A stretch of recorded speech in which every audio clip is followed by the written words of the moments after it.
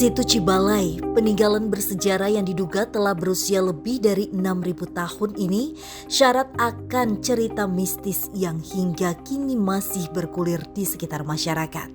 Lokasi ini dipercaya sebagai tapak tilas Prabu Siliwangi beserta para prajuritnya. Kalau masyarakat di sini sih umumnya petilasan Eyang Prabu Siliwangi ya.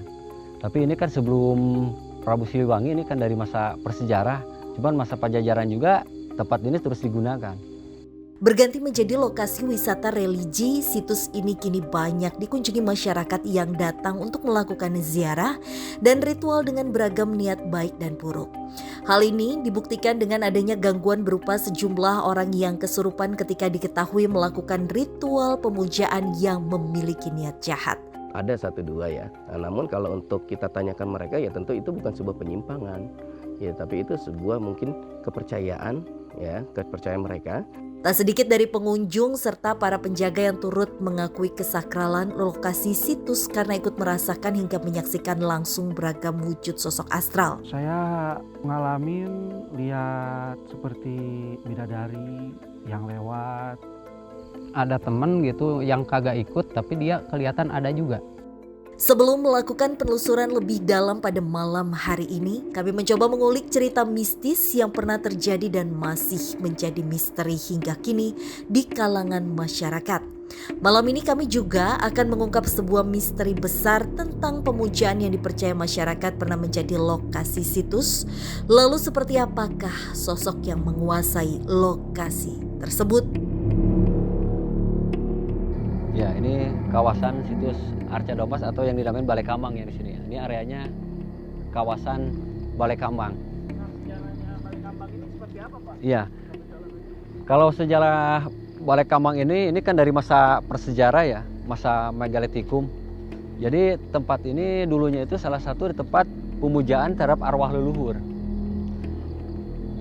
Ini semacam gerbang ya, gerbang yang ke-1. Gerbang apa tuh, Pak? Ini. Jadi kalau misalkan mau masuk ke Arca Domas atau situs Cibalainya, kita harus ucap salam dulu di sini atau berdoa dulu, baru udah berdoa, udah suci, baru bisa peribadatannya di atas. Di sini ada sosok perempuan, yang keduanya itu ini yang dinamain Panglima ya, ini penunggu di sini. Ini Panglima Putih yang dinamain Panglima Putih di sini. Panglima Putih. Ya. Biasanya dia melakukan apa, Pak? Biasanya ini tunggu ya, nunggu di sini baru kalau misalkan ada orang yang mau ke dalam itu biasanya ucup salam ke beliau dulu. Ya, kalau mitosnya kalau misalkan kita mau ke tempat ini jangan bicara sompra, terus yang keduanya itu harus benar-benar patuh yang mengelilingi sekeliling ini nih, area Balai Kambang ini.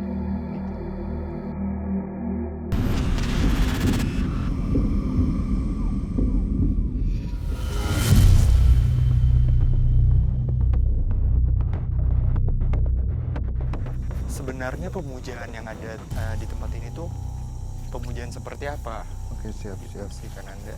Tapi lokasinya masih jauh. Mas Elvi sih, tunggu dulu. Kenapa Pak? Kenapa? Saya melihat ada cahaya putih.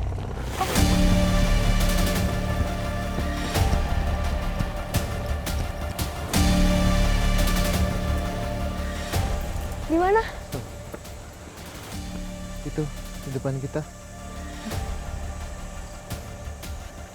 Demi dapat melanjutkan penelusuran untuk menguak misteri pemujaan yang pernah terjadi, Frisly dan Ananda serta Fasya mencoba memberi salam, seolah menyapa para sosok penjaga.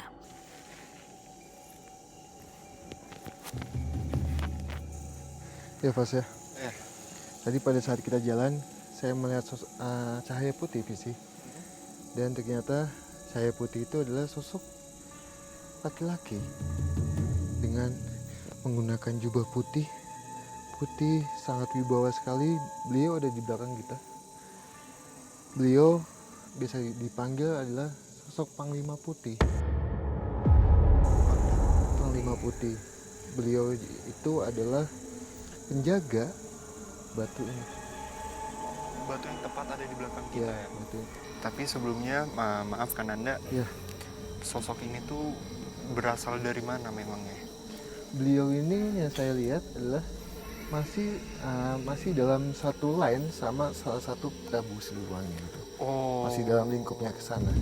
Pasukannya kayak gitu. Oh, berarti mungkin bisa aku bilang bahkan sekarang itu benar adanya ya, bahwa tempat ini itu adalah petilasan dari Raja Prabu Siliwangi serta prajurit-prajuritnya itu benar ya? Betul.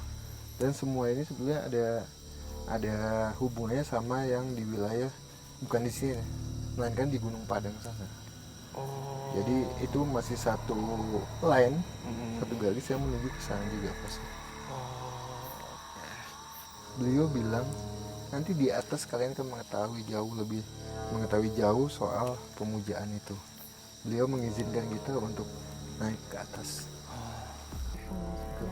Penelusuran kami malam ini masih berlanjut untuk menguak misteri pemujaan yang santer dikabarkan mendatangkan energi negatif hingga memunculkan gangguan dari sosok astral yang ada di sekitar lokasi. Nah, pas visi di bawah itu saya udah melihat kelebatan kan, dan di situ pas visi ada sosok, bisa kita katakan sosok siluman. Siluman? Ya. Pelan-pelan Kak. Sosoknya itu ada di atas itu. Sosok siluman monyet. Warnanya Warnanya itu putih pas ya. Tapi tubuhnya itu tidak kecil, melainkan Besar sekali. wah gede banget. Iya. Ini Gede mungkin bukan kayak monyet yang biasa hewan kali Ya, yang bisa betul. kita sebut mungkin seperti Hanuman yang besar Betul. banget Tasya.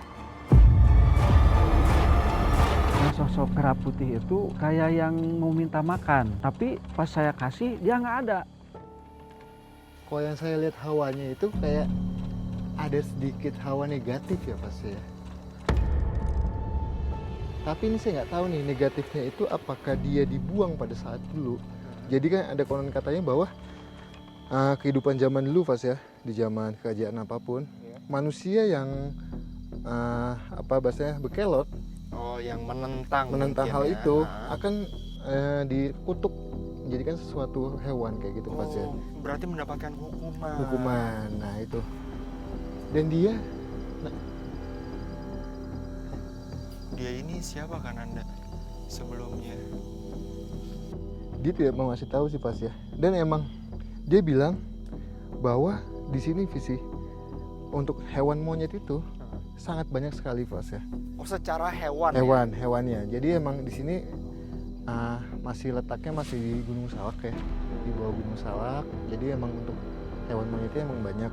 Dan yang saya lihat juga beliau ini, sosok ini adalah kayak sosok yang dibuang pada saat zaman dulu itu pas ya. Oh, yang mendapatkan Hukuman itu ya. betul. Dan dia suka kayak suka menghasut manusia visi. Untuk dalam hal melakukan hal segi negatif.